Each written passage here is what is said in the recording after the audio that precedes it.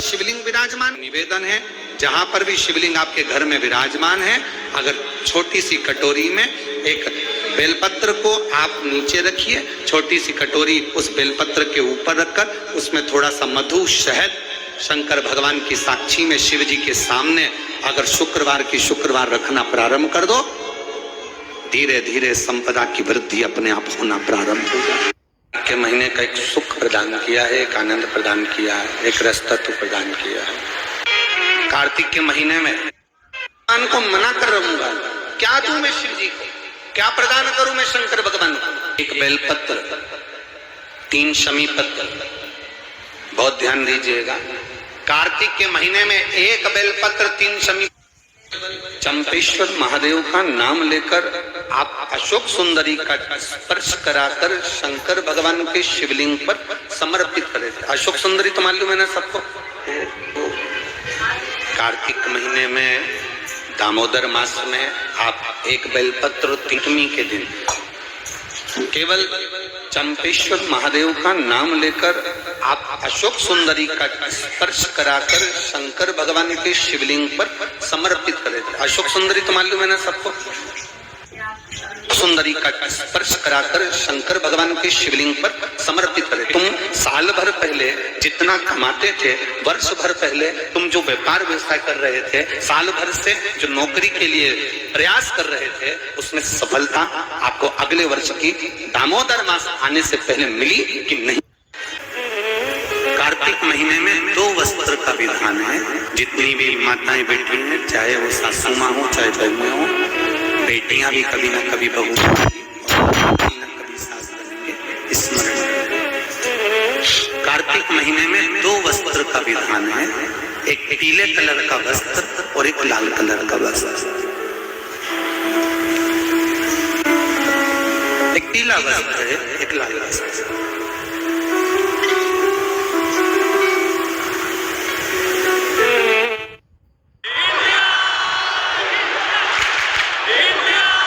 आपके घर के सेफ में कोई माता नहीं होगी जो अपने घर में तुलसी जी का पूजन नहीं करे।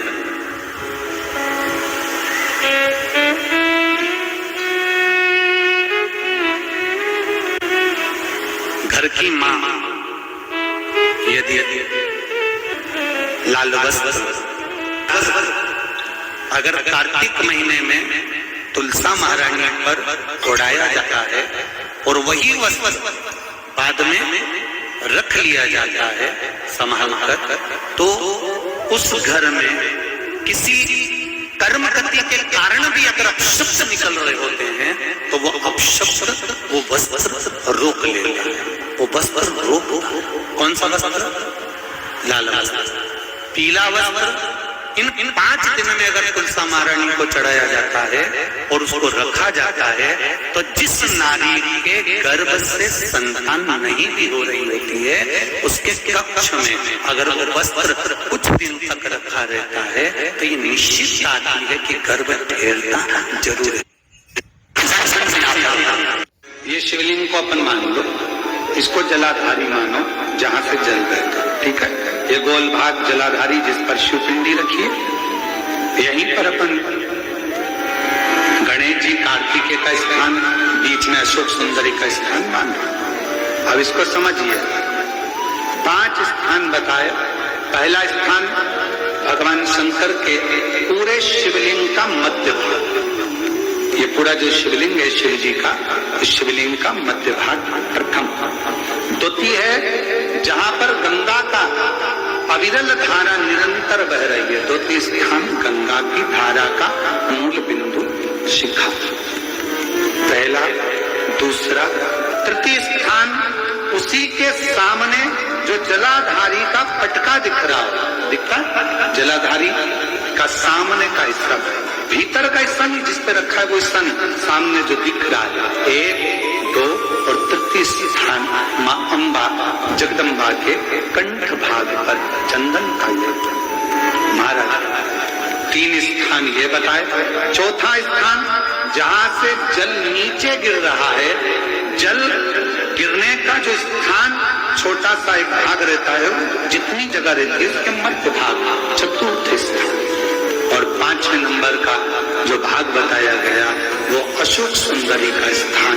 ये 5 स्थान ऐसे हैं जहां चंदन का थोड़ी सी बिंदी भी अगर हम लगा देते हैं तो कैसी भी विषम परिस्थिति हो वो टल जाती है और बाबा की पंचदेव शिव पंचायत के 5 देवताओं का स्मरण कर कर सूर्य देव, नारायण, माँ जगदम्बा, दुर्गा भवानी, भगवान देव महादेव, भगवान श्री गणेश जी महाराज का स्मरण कर कर पंचदेव के नाम से जगह ऐसी होती है जहां पर अगर चंदन का लेपन कर दिया जाता है तो विपदा, बांधा, तकलीफें, कष्ट दूर होता चले। 5 स्थान बता, उसको समझिए।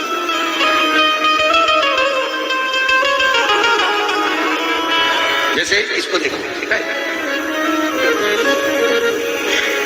ये शिवलिंग को अपन मान लो, इसको जलाधारी मानो जहां से जल बहता है, ठीक है। ये गोल भाग जलाधारी जिस पर शिव पिंडी रखी है, यहीं पर अपन गणेश जी, कार्तिकेय का स्थान, बीच में अशोक सुंदरी का स्थान मानो। अब इसको समझिए, 5 स्थान बताए। पहला स्थान भगवान शंकर के पूरे शिवलिंग का मध्य भाग, ये पूरा जो शिवलिंग है शिव जी का, शिवलिंग का मध्य भाग प्रथम। द्वितीय है जहां पर गंगा का अविरल धारा निरंतर बह रही है, द्वितीय स्थान गंगा की धारा का मूल बिंदु शिखा, पहला।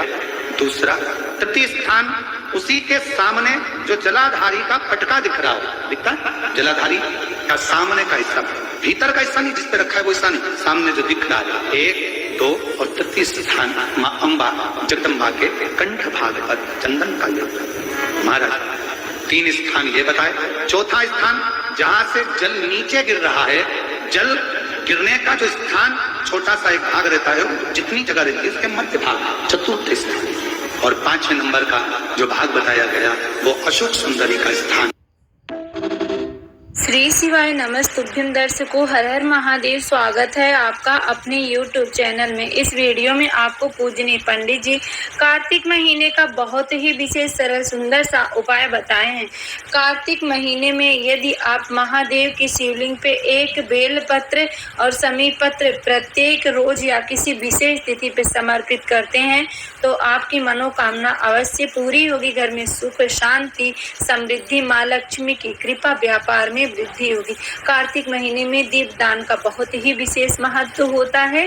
तो कार्तिक महीने में आप तुलसी के समक्ष या आंवले के वृक्ष के नीचे या बेलपत्री के वृक्ष के नीचे दीपदान अवश्य करें। आपके घर में धन संपदा की कमी है, लक्ष्मी आती है रुकती नहीं है, तो प्रत्येक सोमवार को या शुक्रवार को भगवान शंकर जी के शिवलिंग के पास एक कटोरी रखें, उसमें थोड़ी सी शहद रख करके एक लाल पुष्प रख दें, माँ लक्ष्मी का ध्यान करें, माँ लक्ष्मी का नमन करें और उसे दूसरे दिन मंगलवार के दिन, यदि सोमवार को कर रहे हैं या शुक्रवार को कर रहे हैं तो शनिवार के दिन किसी वृक्ष के नीचे विसर्जन कर दें। ऐसा करने से आपके घर में माँ लक्ष्मी अस्थायी रूप से वास करेंगी। तो आप इस उपाय को करें, 5 सोमवार या शुक्रवार करके देखिएगा। चैनल पे पहली बार आए तो चैनल को जरूर सब्सक्राइब करें, वीडियो अच्छी लगे तो लाइक करें, ज़्यादा से ज़्यादा शेयर करें।